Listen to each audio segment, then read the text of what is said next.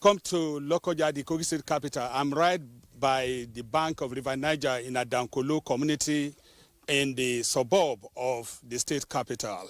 I must tell you that the target of the emergency management agencies is to take the message of the fact that flood is coming again as predicted by NiMeT to riverine communities, beginning from Kotonkarufe across Lokoja to Ida and other riverine communities of the state.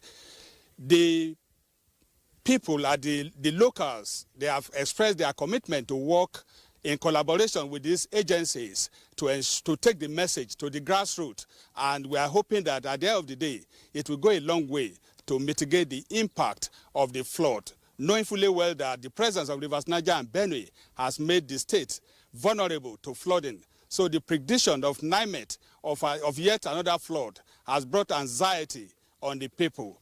So to many, the sensitization carried out by both N-HYPPADEC and NEMA is timely. And this will go a long way to reduce the impact of the flood.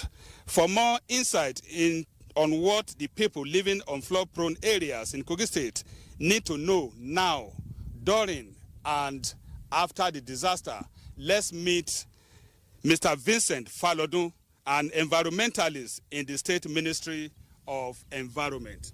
Can you advise our people what they need to know? The issue of flooding, especially in Kogi, Lokoja, and other towns living in the coastal areas, is no longer a news.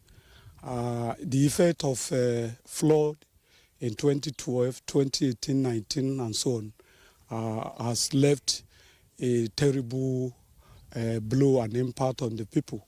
And with the prediction this year, I think it's no longer news that the people should be armed to the teeth, and the best thing to do is to begin to identify safer ground.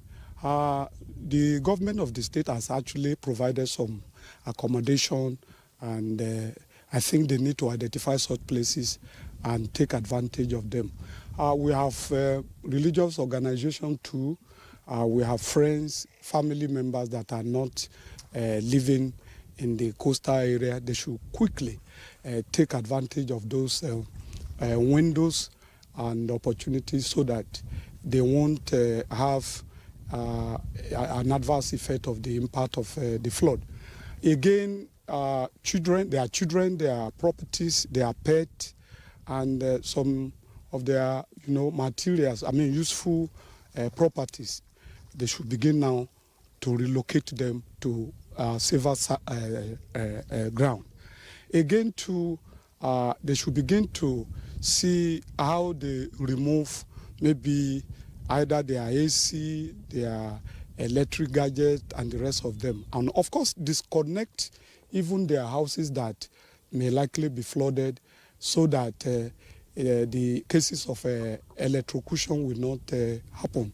Then, in the event of flood, when the flood has actually come, they should be very careful to make sure that they don't enter a flowing water or a flooded place, because you don't know the reptiles and dangerous rodents that may be living inside those waters, or hide in the crevices of the house, or even gain their way to the roof members. So they should be very careful and don't stay or even live in their houses. Then after the flood, they should ensure that they carry out what I call integrity test on their building, and make sure that because most houses must have been soaked with water, capillary attraction must have taken place, and houses can just collapse indiscriminately. So the integrity test will prove that those houses can stand and they can actually pack in to live there. So they must make sure professionals carry out various tests on those buildings so that they won't be victim of being trapped. Thank you, Mr. Vincent Falodun. All hands must be on deck going forward to ensure that we all work together to mitigate the impact of the flood should it come. NEMA and N-HYPPADEC value the lives of people living along the riverine areas of the state. And so their message is move now before the flood hits.